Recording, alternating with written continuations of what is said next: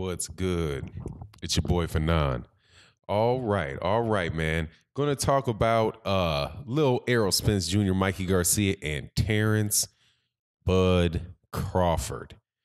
Now it's supposed to be announced I believe, tomorrow. Today is Monday, the 14th of January. And I believe it's either today or tomorrow that it's rumored that the Amir Khan versus Terrence Crawford pay-per-view event will be announced. And of course, we know that the pay-per-view event for Terrence Crawford and Mikey Garcia has already been announced. And one of the best things that happened, the things that I enjoyed the most in boxing this weekend, besides the absolutely, man, it was a really great card, not a great card. It wasn't a great card on FS1. There were a bunch of good fighters that I wanted to see that fought on Fox FS1 in the United States today. Now that is pretty much just a free channel that comes with your cable package. So it's got, it's has a lot of breadth, a lot of viewers. So it was really good to see that boxing was on pretty much free television, and it was that many fights, that high level of fighter fighting on free TV to kick off the Premier Boxing Champions, or the PBC's contract with Fox on Sunday. Now they did last year. They did one. I think it was towards the end of like December 22nd that they did the one with Jermell Charlo and Jamal Charlo. But this is the first year that this was the first one of this year, I do believe, and had Guillermo Rigondeaux, had Joey Spencer, had Brandon Figueroa. It had obviously Caleb Plant and Jose Uzcategui, and just very, very good fights on a Sunday night, man. So I really enjoyed being able to watch that all day. But the thing that I enjoyed probably the most out of anything this weekend was and I got to tell you, man, this dude is a confident guy. But hey, man, you got to give credit where credit is due. And Barbershop Conversations on his channel had so many great interviews, great interview after great interview after great interview. And he was really putting in he's putting in overtime getting these fighters on to answer his questions. Yes, just incredible interviews, man. And he did one with Mikey Garcia that was like a 15-minute interview. He did one with Errol Spence. And there's a couple things that they said that I thought was real interesting I wanted to share. And also something about Terrence Crawford, man, that I think he's really, I would really hope that Terrence Crawford would take notes from Mikey Garcia and Errol Spence Jr. Because I think if he did that, he, of all the fighters out there, has probably the greatest potential to be an absolute sensational star in boxing based on his skill set and the network that he's fighting on. But yet his refusal to engage with the media and just be the type of guy that somebody can walk up to and have a conversation with a microphone in their hand, it really it holds his message back. And it really makes it a lot more difficult for people who talk about boxing and really try to sell boxing to casual fans and keeping hardcore fans engaged on a daily basis. The fact that he's just so withdrawn really does prevent these things, him from being able to take advantage. Like, I think that Mikey Garcia and Errol Spence Jr. are going to be taking advantage. Now, Errol Spence Jr. was asked, for example, by Barbershop Conversations. I can't remember the question he asked, but he asked about the bulking up.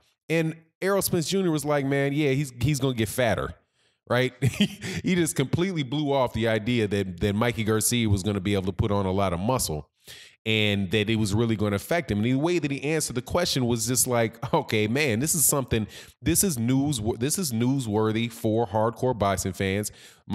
Errol Spence says, look, man, all he's going to do is get fat. What difference does it make? And then he was asked, well, do you think, what about his punching power? He's like, everybody can punch. He's like, and then talking about bulking up, he said, shoot, I could bulk up to 180 pounds. Anybody can bulk up. Then he was asked about the weight limit. Like, what about the 10-pound rehydration clause? No, excuse me, not the clause, but the rehydration rule for the IBF. And he said, look, my last 7 fights have been with the IBF.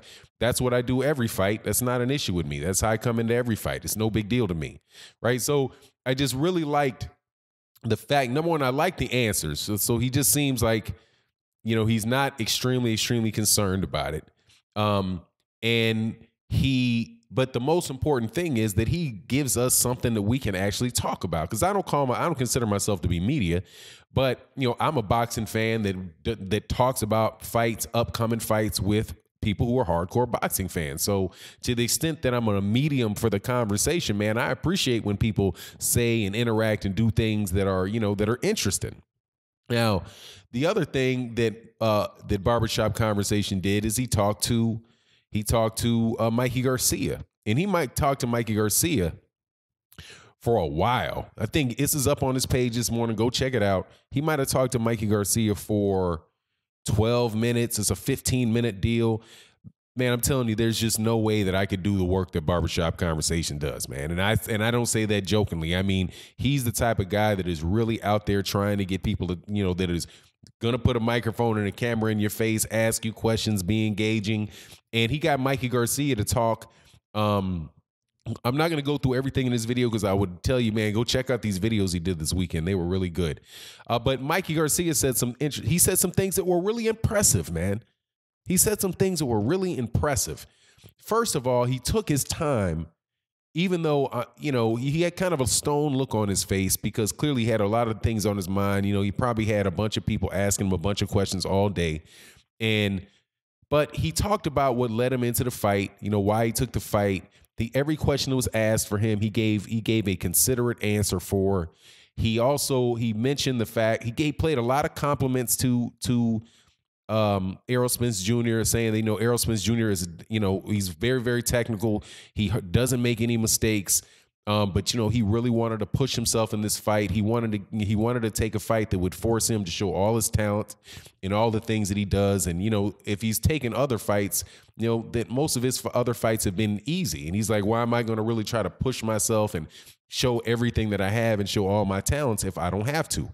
Which honestly is the same thing that people say about Errol Spence. There's things that Errol Spence can do that you won't see Errol Spence do because there's no reason to do it. Why go to your tool bag and pull stuff out when you don't have to go to your tool bag and pull it out, right? So, it's just real interesting stuff, man, and very engaging conversations. He talked about, with the Uzcategui deal, how, nobody had expected for Caleb Plant to win, or very few people gave him a chance to win, and he overcame, being the underdog to beat Uzcategui, the big, the boogeyman at 168. And he said, I don't want to compare styles, but there you go, right? It can happen.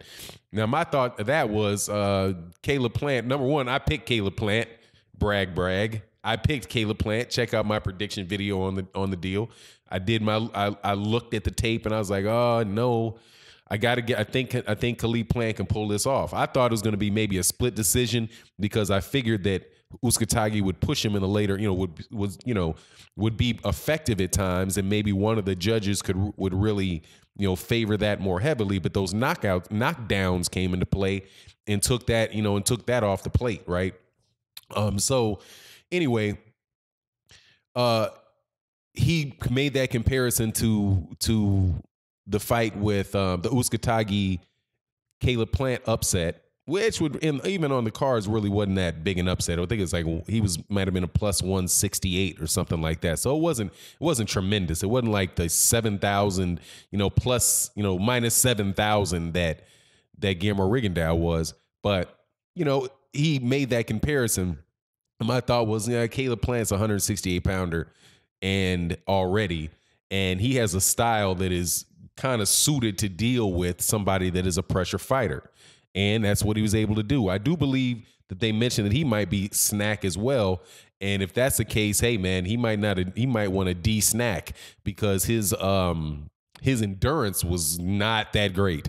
Well, he moved a lot. He tried to fight on the inside for a while, and that's when he really kind of got in trouble. But, the end of it though is this. It was very engaging promotion for a fight that is about 8 weeks off for Errol Spence and Mikey Garcia, where these guys are regularly, steadily talking to people on their own in interviews that aren't necessarily, on an ESPN First Take or a Joe Rogan or, anything like that. But it's constantly putting out material and putting out things that keep people interested in the fight that's coming up. And these guys are now, this is like the birth. 2019 is the rebirth of American pay-per-view, for good or bad, right? I'm paying for one in a couple weeks. What is that? Might be next week. I'm paying for one with Manny Pacquiao and Adrian Bronner. I'm paying for, there's going to be another one with whenever Errol Spence, Mikey Garcia, Terrence Crawford, Amir Khan. There's another one after that later this year, hopefully, with Deontay Wilder and Tyson Fury. But with all of these pay-per-view events about to happen this year, it's going to be important for you to be able to provide some type of buzz just amongst the hardcore boxing fans that watch YouTube videos on the subject. And in order to do that, you got to be more engaging. And Terrence Crawford just does not do that. I would find it very, very difficult to believe that somebody is just going to walk up like Ellie Sethback and go into the gym how Ellie Sethback goes into the gym for Mikey Garcia, right? Or how Black Fight Fan TV can call up Errol, can get Errol Spence, on an interview, right? Or barbershop conversation. These guys can just walk up to these guys and have long conversations with them, and that's what I think it's just missing from Terrence Crawford. So Terrence Crawford is coming up in a pay-per-view event with Amir Khan, and I would really hope, man, that he would be more involved in it. But, at the end of the day, man, he's probably, he's just the type of guy that says, look, man, I'm going to let it do in the ring. I'm going to do it in the ring. I'm going to let my promoters do what my promoters do. And hey, man, it's got him this far in his life, and he's come a long way. So I'm not completely crapping on him, but I just would hope, that because I want to see him do well. I don't want to see his pay-per-view flop. I don't want to see, the fact that he had a 55,000 person pay-per-view against Postall, he's way, way better than that. Many, many, many more people deserve, not just as Terrence Crawford deserve to be seen by more people, but more people deserve to see, more boxing fans or people who are even casual boxing fans deserve to know about Terrence Crawford in competitive fights.